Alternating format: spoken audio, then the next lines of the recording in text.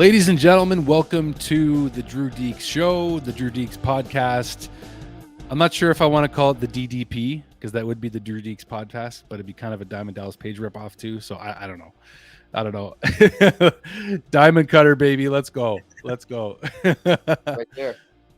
Is that it? Yeah, you got the heavyweight title right behind you. This is Yeah. like totally off the cuff. This is not scripted at all, you guys. So this is natural. This is about as natural as you can get for us, Brandon. All right, so I'm bringing on my pal, my buddy, my pal, Brandon Caputo from the Armchair GM Sports Network, who covers the OHL.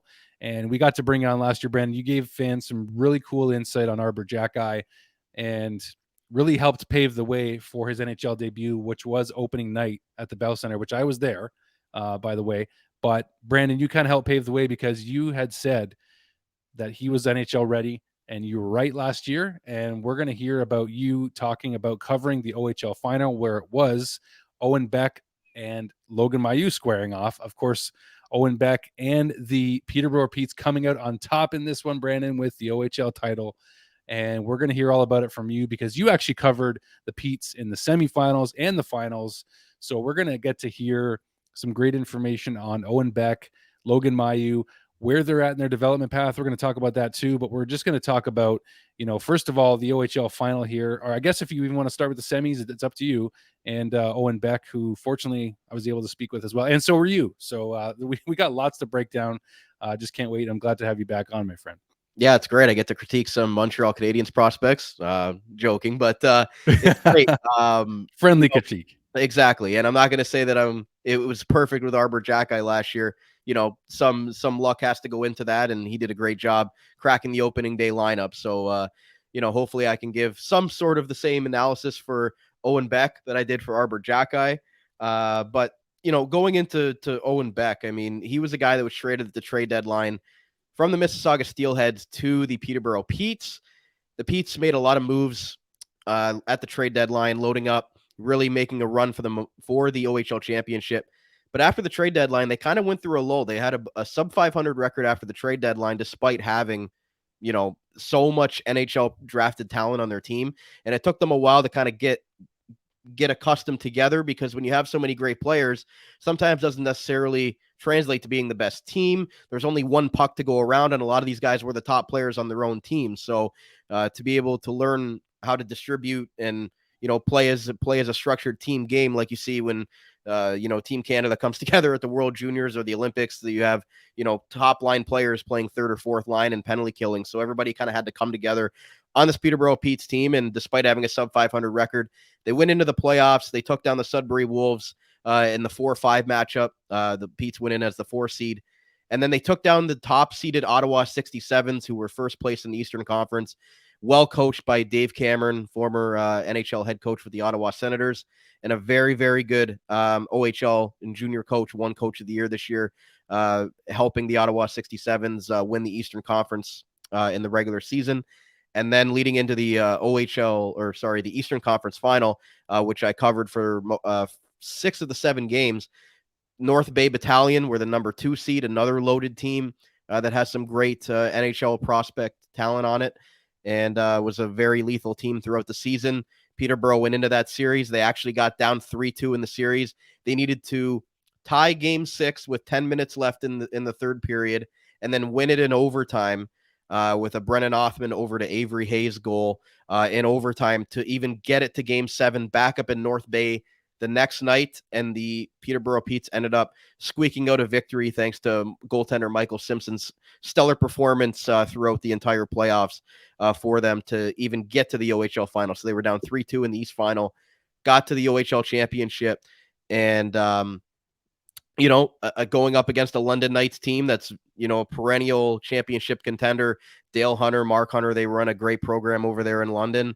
Logan Mailloux, obviously, Montreal Canadiens prospect on defense, and really, just a structurally sound team. Maybe didn't have necessarily the Mitch Marners, the Patrick Kanes of the world. They didn't even have a 30-goal scorer this year, did the London Knights, but they were just a solid young team that was able to come together with losing a teammate in a tragedy earlier this year, and win the Western Conference. So the Petes went in there and took out the London Knights in 6 games, despite not having home ice advantage over the Knights. They stole one of the games in London at the Budweiser Gardens, which is a hard place to play. It's basically like a mini NHL rink. They have 9,000 fans at the Bud every single night. So the Petes, lost game 5 with a chance to close it out, but then they closed it out on home ice back in game 6. So great job by the Peterborough Petes to win the OHL championship for the first time since 2006. Now they're 10th as a franchise. Getting that honor. Owen Beck, obviously, on the team. We'll get into him a little bit more, but the Pete's going on out to Kamloops, British Columbia, as the representative for the Ontario Hockey League to try to get them Memorial Cup. Good luck, because that Seattle Thunderbirds team in the Western Conference is absolutely loaded. If you haven't seen that team yet, go and take a look at all the top-end prospects that they have, and it's going to be a tough road for the Peterborough Petes, but they win the OHL championship, and Owen Beck was a big part of that. It was quite the journey, man. I mean, like if you think about like knocking off the battalion, knocking off the 67s, teams like the 67s that you don't see go down without a fight, and they find themselves at the top of the OHL standings every year, it seems like, and so does London. So the program that's in London, I mean, just we still can't figure it out why they're always are the way they are. I think there's a bit of haste towards them because of just the constant success and maybe some envy. I don't know, some jealousy maybe from other fan bases of the OHL. But the fact is, the program is still working somehow.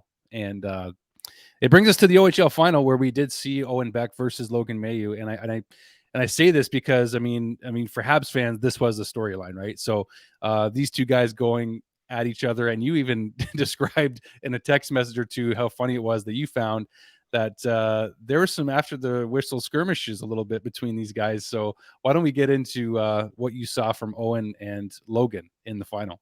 Yeah, for sure. There was a few times where they got into it, during play.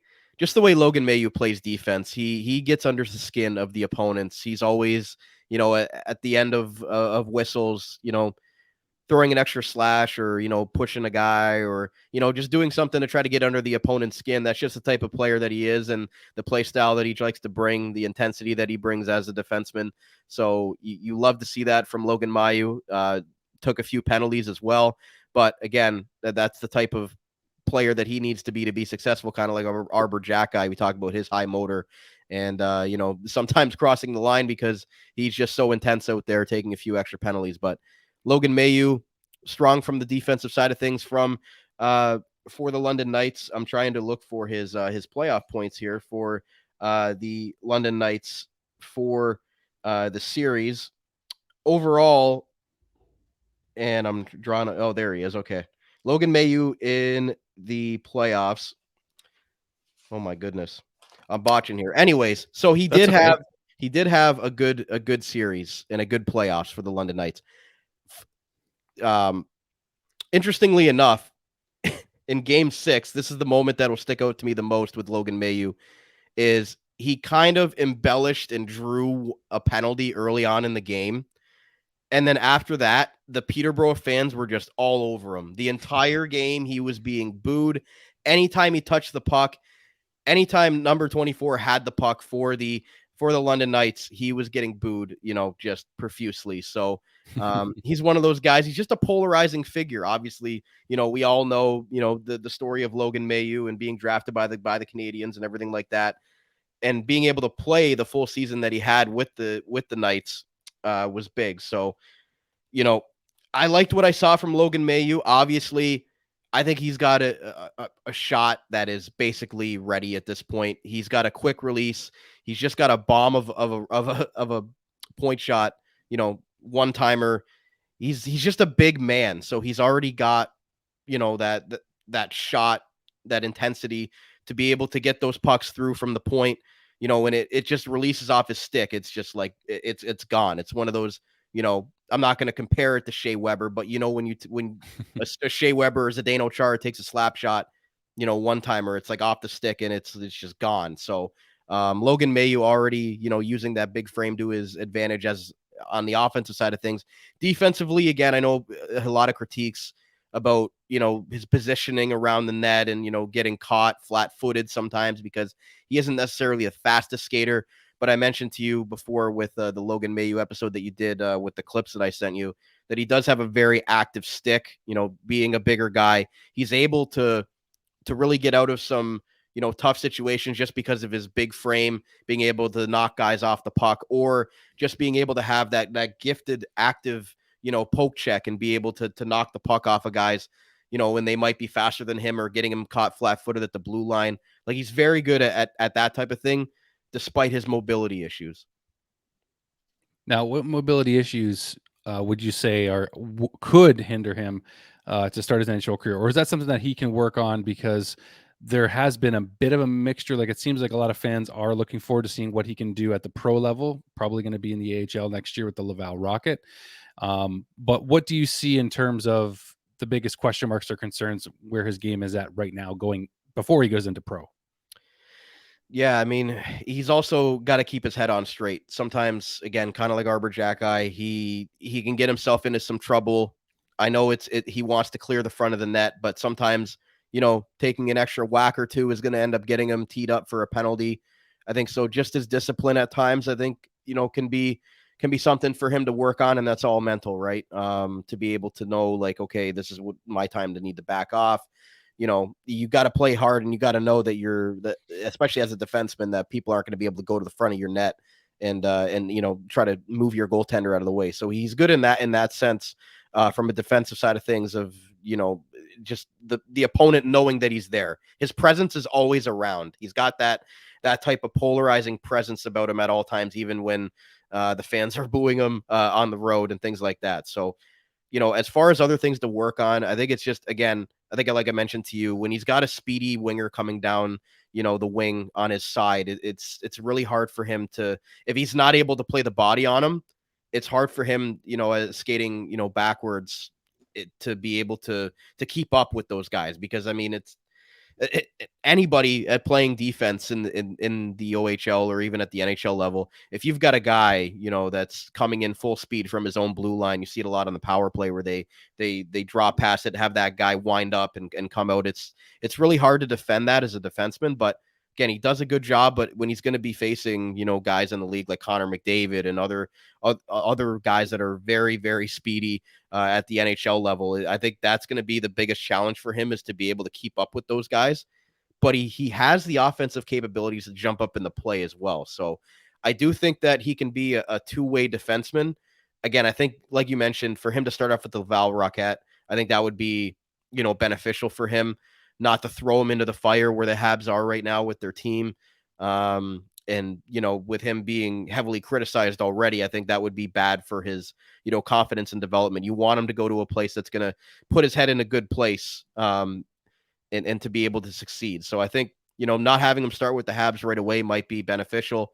And we'll see what the Habs management does with that. But I do like parts of Logan Mailloux's game, but I'd probably say those are the few things I just mentioned that he probably will need to work on to make that jump to the pros. Very good. Very insightful. Now, do you think, given what happened with Logan, and this isn't to, like, for whatever reason, anytime you mention something that happens that was controversial, and certainly what he did was wrong, we all know that. But some people, like, we get the cancel culture vultures that just, like, show up every time Right. stuff like this gets talked about for whatever reason. But sometimes people just aren't sure of what side of the argument they want to be on. They don't want to be criticized, right? But do you think that, given what happened with Logan before his NHL career, do you think that he has a chip on his shoulder in any sense? Like, just to kind of because he still has to prove himself. He still has to be approved in order to play in the NHL. Do you think, given the tough nature of the game that he plays, does he play with a bit of a chip on his shoulder because of what happened outside the rink? Or do you think that's just the way Logan Mailloux plays? I think it's added to it for sure. I think he needs to play that way to be successful. That's the type of player that he is. And he does take a lot of, verbal abuse from the opposing team. When the chirps are out there, and you always see him looking over at the opposing bench, or the opposing bench or players as they're skating off, yapping at him. So I think it's a two-way street there. I think, he tries to get under the opponent's skin, but also, given what he's gone through, I think he's polarizing in that sense from the players as well, where opposing players really want to go after him.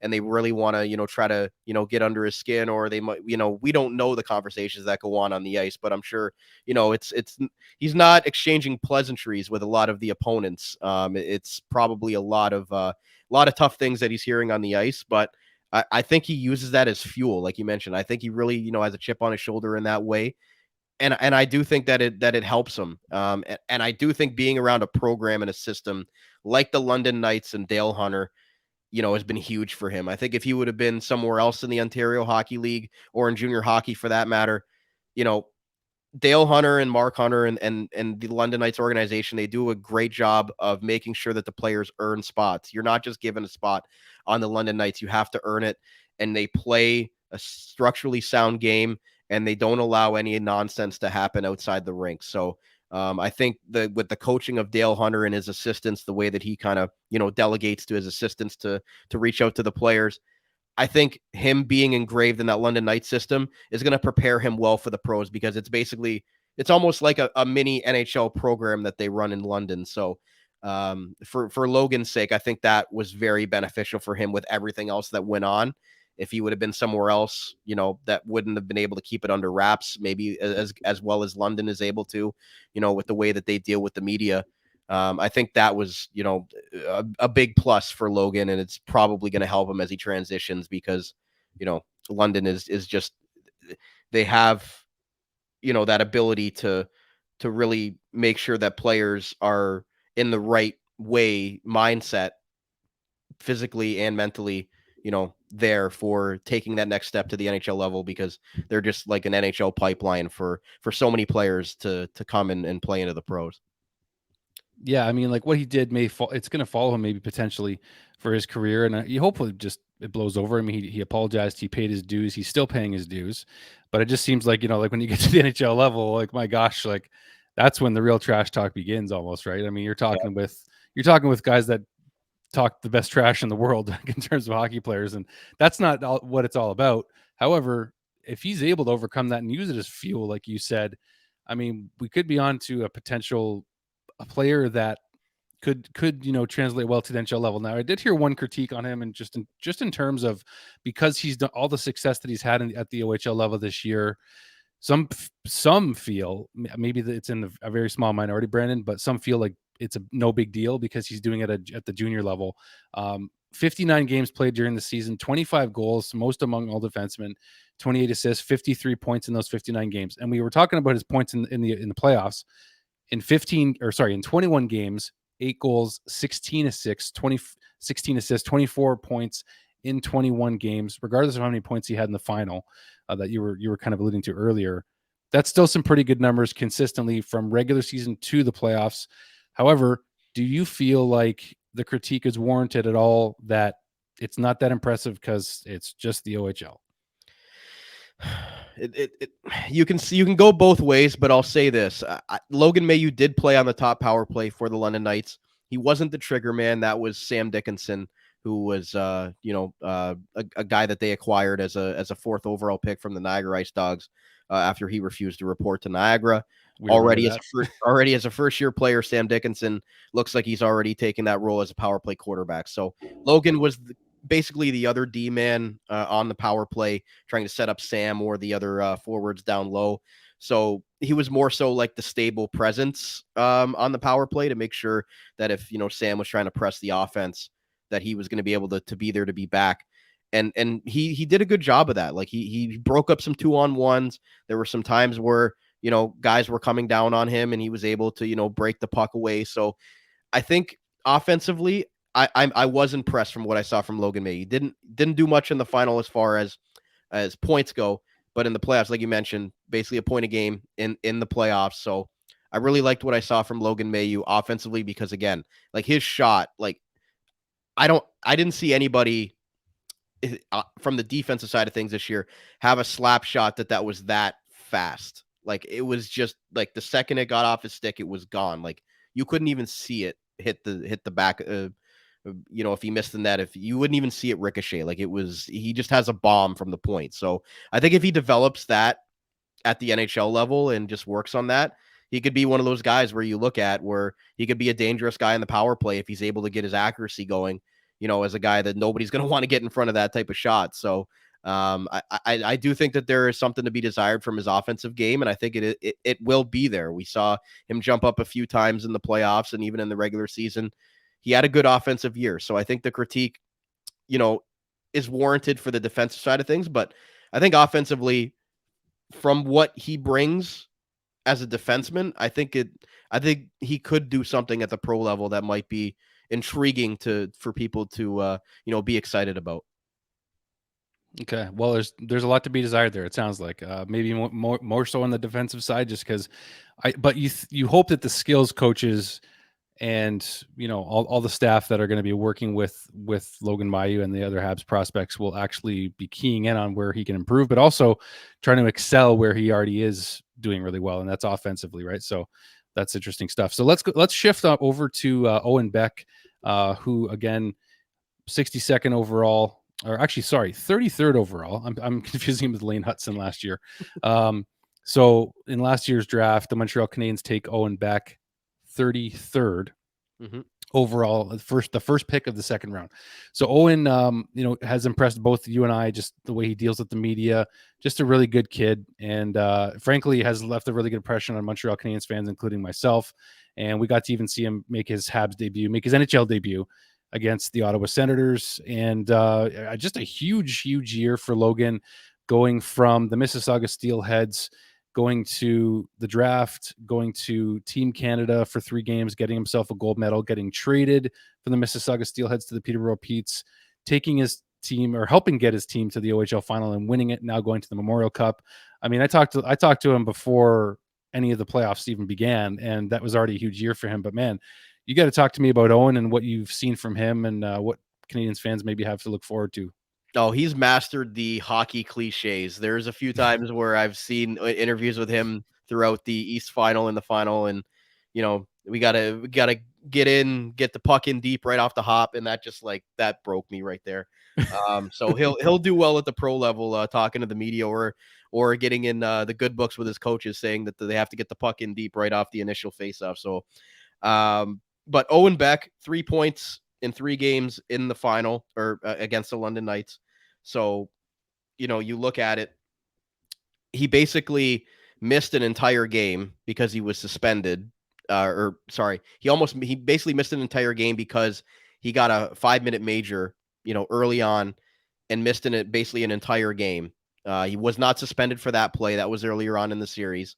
But basically, missed an entire game, and then was, could have been suspended, but wasn't. But when you look at Owen Beck, I really like what he brings offensively, but from what head coach Rob Wilson would tell us in the postgame, is that Owen Beck just has meant so much to the team, other than his offense. He takes key faceoffs, key defensive zone draws, and he's really, developed into that role. He was playing basically second line for the team, the way that they were structuring the lines, because they had so much NHL talent. They really wanted to spread it out. So he was basically the second line center, and they basically had 2 number 1 power plays. So both power play units most likely would have been number 1 units on most teams in the Ontario Hockey League, but because Peterborough was so stacked, he was on the other unit. Again, from what I've seen from Owen Beck, I think another year of development would be key for him. Whether he comes back to the OHL or what have you, I don't know if he is ready to take the NHL leap yet. I think, in his mind, he would say he is, but what player wouldn't want to take that next step? And it's good that he's motivated to do that. But I could see Owen Beck taking another year of development, whether that be in the OHL or with the Laval Rocket. I'm not sure what his contract status is at the moment, but Owen Beck, Rob Wilson just could not, his head coach with the Peterborough Petes, could not say enough good things about him. And Owen, I found talking with him, you can get great answers out of him when you're talking about his teammates. So I asked him about goaltender Michael Simpson in one of the OHL post-game pressers that we did after every single game in the East Final and in the OHL Final. This was in the North Bay Series. I asked him about Michael Simpson coming out. I think this was after Game 1, where he came up with a huge performance to get them the victory on the road in North Bay. And he just talked about how much confidence he gives them back there. He's their backbone, and just raved about his goaltender, Michael Simpson. So Owen Beck's one of those guys where he loves talking about other people his teammates up more than he loves talking about himself. So, you can take that as a positive as well. That he likes to, give credit to his teammates more so than himself. And then I did speak to him on the ice after the championship game where Peterborough clinched. So if you want to see that interview, I'll do a plug here for my OHL overtime episode. You can go check that out. It'll be in the timestamp of which each interview and when they start. So you can just go down and look for the Owen Beck interview that's live on the channel right now, Armchair GM Sports Network, and our latest OHL overtime episode for the OHL Championship Series. If you want to check out my little 2-minute conversation there with Owen Beck after winning the OHL Championship. But he unfortunately missed that game.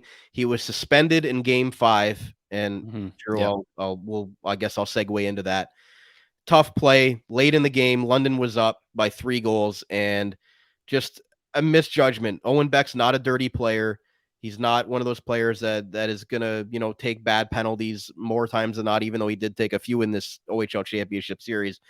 I think that's just because of what the stakes they're on the line, and everybody's playing with so much pressure and intensity to try to win this OHL championship. So he missed out on getting suspended earlier in the series for that hit along the boards, but then the slew foot that he took with 39.9 seconds left in Game 5 cost him the rest of his OHL championship. If it would have went to Game 7, he would have missed Game 7 as well with the 2-game suspension. The Ontario Hockey League really tries to lock down on slew footing penalties. Basically automatic suspensions, and anything that happens in the last 10 minutes of regulation as well gets taken into account. So he missed Game 6, would have missed Game 7, but luckily the Peterborough Petes were able to overcome not having Owen Beck in the lineup and taking down the London Knights in Game 6. Well, that's what was fortunate for him, was that he was able to lift the OHL title despite it all and still contribute to it, right, Brandon? I mean, yeah. The suspension, the more I thought about, because when you and I were texting and I was kind of upset about, the suspension, and I was like, I was thinking it was 3 games, but it was actually 2, because it was 3-2. It was after game 5. But I forgot about the major penalty he had already gotten earlier in the series. And therefore, at this point, after the slew foot, it became apparent that they were going to have to come down on him, right? Yeah, basically, I think he got a pass for the first one because obviously, given his no past history of him, being a dirty player, I think they gave him a pass for the first one. But then after the slew foot, it was like, okay, we gave you the pass. Now we're gonna have to do something about this. And unfortunately for him, cost him the rest of his OHL championship. He will be eligible to play in Game 1 of the Memorial Cup, so. He will be in the lineup for Peterborough on Saturday, and they're going to need him because that Seattle Thunderbirds team, as I mentioned earlier, is just is completely stacked. They can trade first-round picks in the Western Hockey League, so I don't think the Seattle Thunderbirds have a first-round pick until like the year 2050. So, so again, that's a discussion for another day. But the Petes will have him in the lineup for Saturday in their opening game, which is good. But again, if they would have went to Game 7, he would have been out too. So. He did say in that interview that I did with him after they won the OHL championship that it was so hard for him not to be in the lineup out there with the guys, but they were able to get it done in his absence. So he couldn't rave enough about the team in that sense. And I will make a little cliff note here about his head coach Rob Wilson, because he says that his system can be miserable at times with the way that he tries to implement his system. And Owen Beck said, you know what?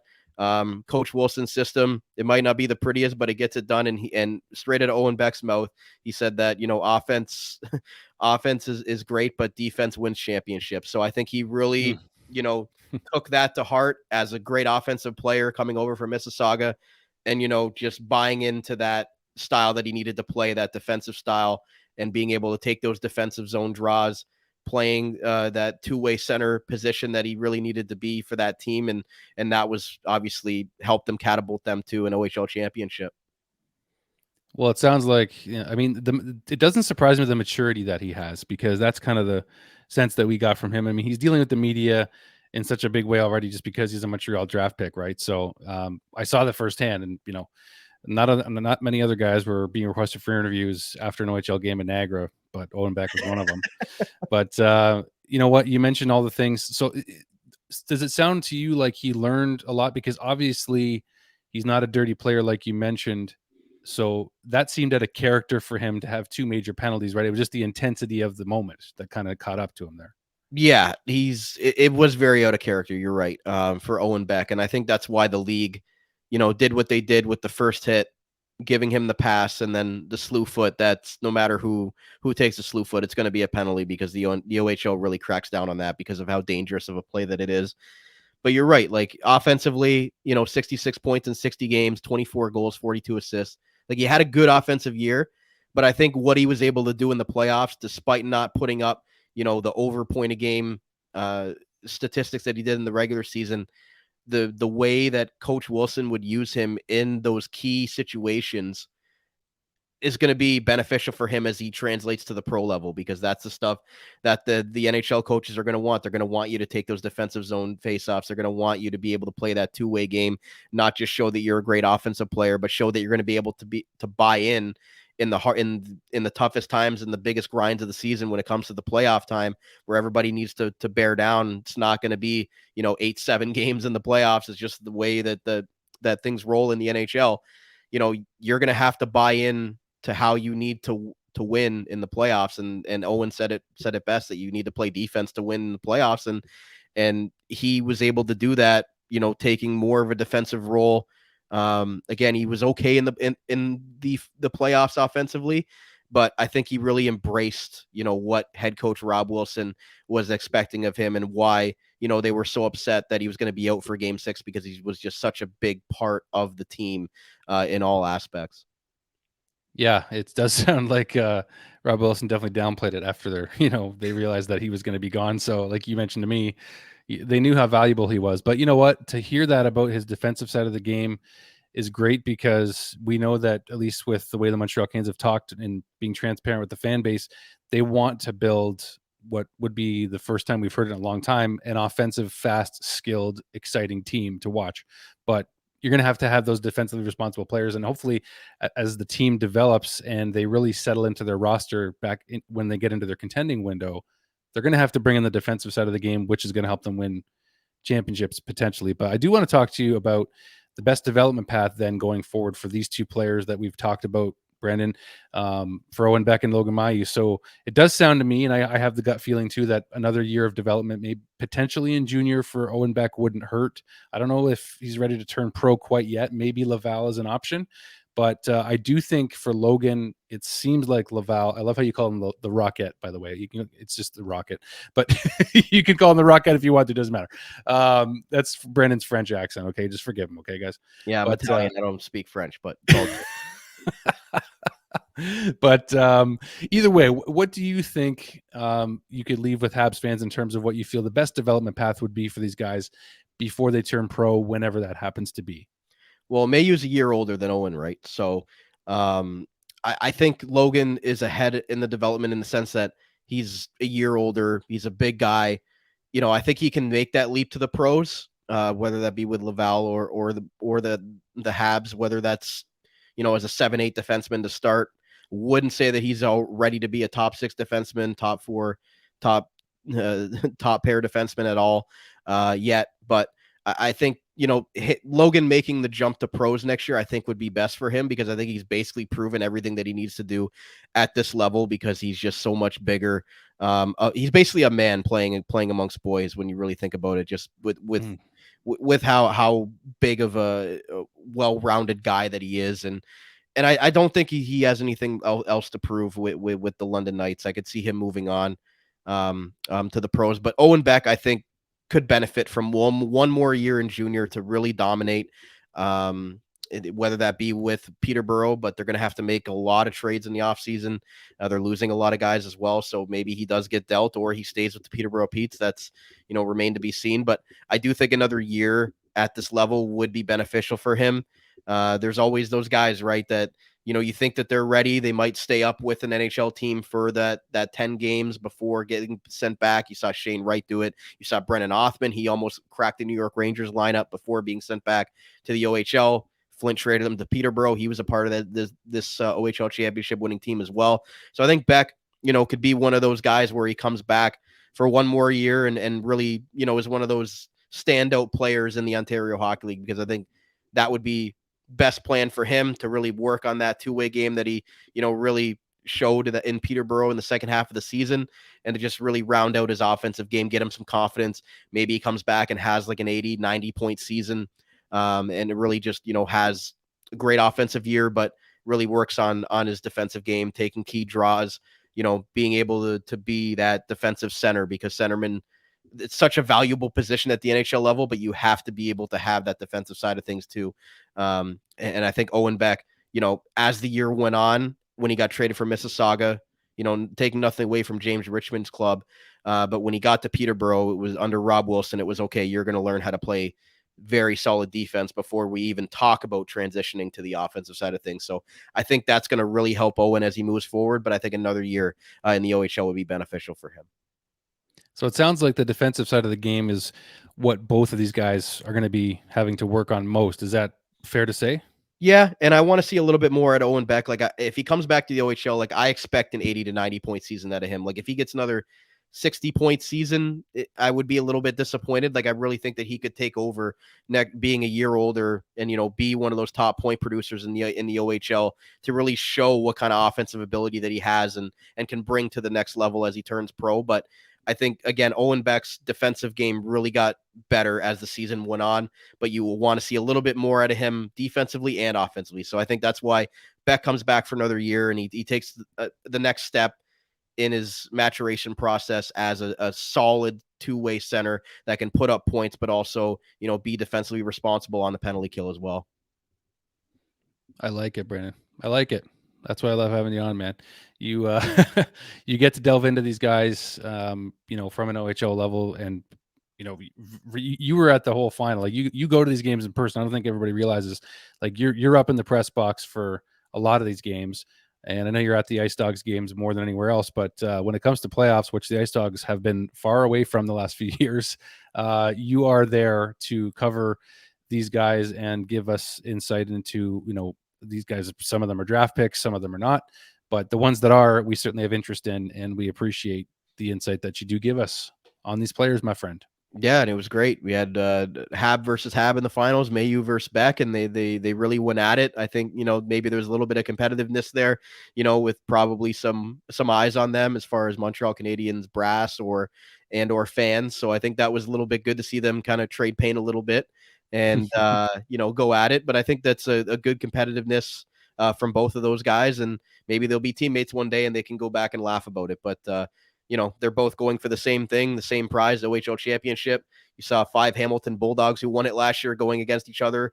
2 of them on Peterborough, 3 of them on London, and it's all about winning. Your friends off the ice, but you're going for the biggest prize in junior hockey, winning the OHL championship, and then going on to fight for the Memorial Cup. So you like to see that competitiveness from Beck and Mailloux, and know that they weren't taking it easy on each other by any means. I love the competitive spirit, right? I mean, it's almost like, show me what you're made of, and then let's combine that when we're teammates, and use it as one force together, whether they're, one's a defenseman, one's a centerman, whatever it is.